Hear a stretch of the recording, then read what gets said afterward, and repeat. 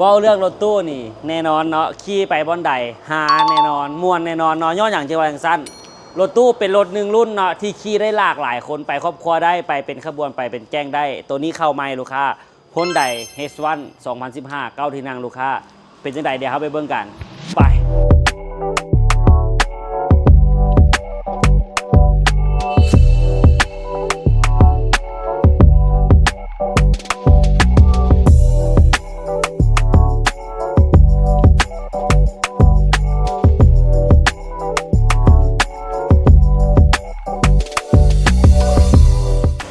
เพราะเรื่องความคุ้มค่าในการใช้งานลูกค้าเนาะรุ่นนี้ก็ตอบโจทย์หลายลูกค้าขี่ได้หลายคนเนาะเฮ็ดเวียกได้ฮับแขกได้ใช้ครอบครัวดีลูกค้าตัวนี้เป็น Hyundai H1 เนาะ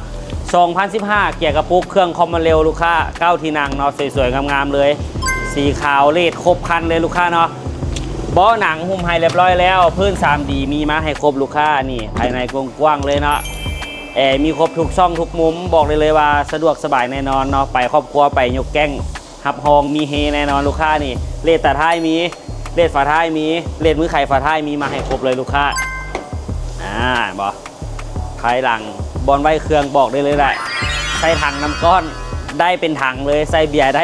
ได้หลายลังเลยแหละไปเป็นทีมงานบอกเลยว่ามีเฮนี่แล้วข้อดีของรถตู้รุ่นนี้เนาะไขประตู2 ข้างลูกค้าสะดวกสบายเนาะสะดวกทางฝากซ้ายสะดวกทางฝากขวานี่ขึ้นได้ลงได้เนาะไปฟักใดก็ได้จอดเขาหมายว่าจอดฟักใดก็ได้เนาะโบคือรถตู้บางรุ่นมันขายได้ข้างเดียวนะตัวนี้มันจอดฟักใดเขาก็ขึ้นลงฟักนั้นได้เลยสะดวกสบายแล้วก็บนนั่งกันแน่นอนเนาะนี่สะดวกสบายถึงเพดานมีครบทุกช่องเนาะ1 2 3 4มีครบเลยลูกค้าทั้งหลังก็นั่งฟ้องขวางเนาะเดี๋ยวมาเบิ่งข้างหน้าก่อนข้างหน้านะตัวนี้เป็น6 เลขสปีดได้ลูกค้าเด้อเดี๋ยวอัดประตูกันแต่พอจะน้อยสิพาขี่ลองนะว่าคนนั่งคนนั่งหลังสบายแล้วคนขับก็สบายเลยนั่งเบาะอึดอัดเนาะเบาะสูงวิสัยทัศน์ในการขับขี่ดีเลยลูกค้าเดี๋ยวสตาร์ทเครื่องให้เบิ้งเหยียบค่าสตาร์ทเนาะเมื่อกี้เหยียบโบจำมันเลยโบเตะอันนี้เหยียบจำมันก็เตะให้เลยเนาะนี่เห็นบ่6 เลขสปีดเนาะตัวนี้เป็นจักรรุ่นใหม่แล้วจักร A2 เนาะ6 เลขไปหน้า7กับเลขถอยลูกค้าคือตัวรุ่นเก่ากันนี้จะมีแต่5 เลขเนาะตัวนี้มี6 เลขจักรดีแอร์เย็นเนาะนี่เปิดแอร์แล้วแอร์แยกโซนเนาะมีทั้งหน้าทั้งหลังลูกค้าเดี๋ยวเขาไขเบนของเครื่องก่อน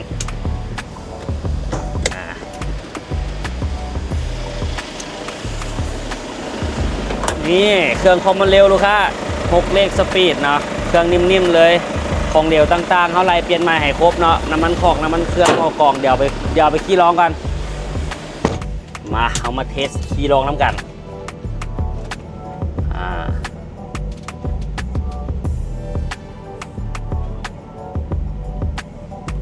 ไปเลข 1เนาะเลขถอยต้องได้ดึงขึ้นน้อยนึงดึงตัวนี้แล้วค่อยใส่ได้อันนี้เลข 1เดี๋ยวพาสัตว์จวดเลยแหละรถคันนี้แรงโคตรดีเลยแยกโซนเปิดข้างหลังตัวนี้เปิดหน้าตัวนี้เปิดหลังเนาะปรับอุณหภูมิมีบอลเดียวแล้วก็มีบอลปรับอยู่ทั้งเพดานอีกรถตู้นี่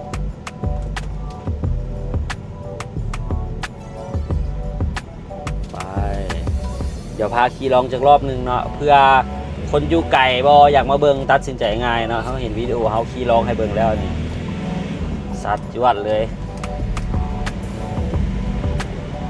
กิโลเมตร100,000 กิโลคันนี้ลูกค้าเทียบใส่ปีแล้วถือว่าบ่หลายเนาะขี่ปีแล้วน้อยๆนิ่มเลยรถหลายข้างหน้า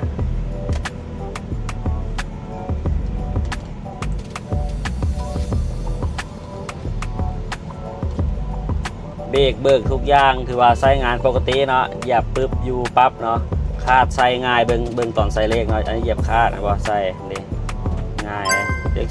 2 เลข 3 เลข 4ถือว่าใช้ปกติเลยเนาะใช้ง่ายๆเลยอันนี้จอเดิมมานำโรงงานเด้อใช้ได้ปกติถือว่าเจ้าของเก่ารักษาได้ค่อนข้างโอเคแหละเพราะหลายคันก็จะไปเปลี่ยนใส่จอใหม่หมดละอันนี้มันยังดีอยู่ก็เลยบ่เปลี่ยนเด้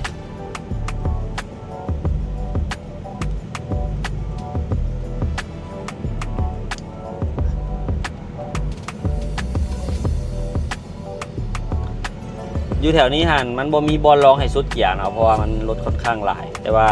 ตามที่เขาลองบอลอื่นมาถือว่าเกียร์ทุกเกียร์เนาะเปลี่ยนปกติบ่รุดบ่หอนลูกค้า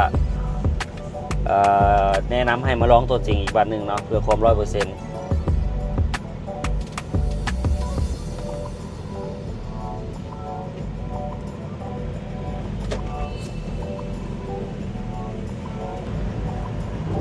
ไปเดี๋ยวกลับห้านเนาะเอาไปถ่ายอยู่ห้านต่อ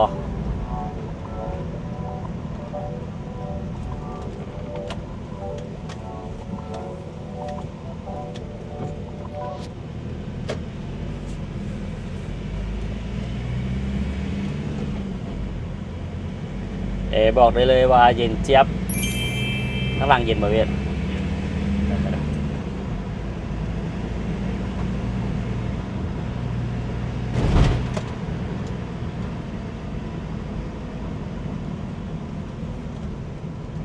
ไปอยู่ไหนก็ได้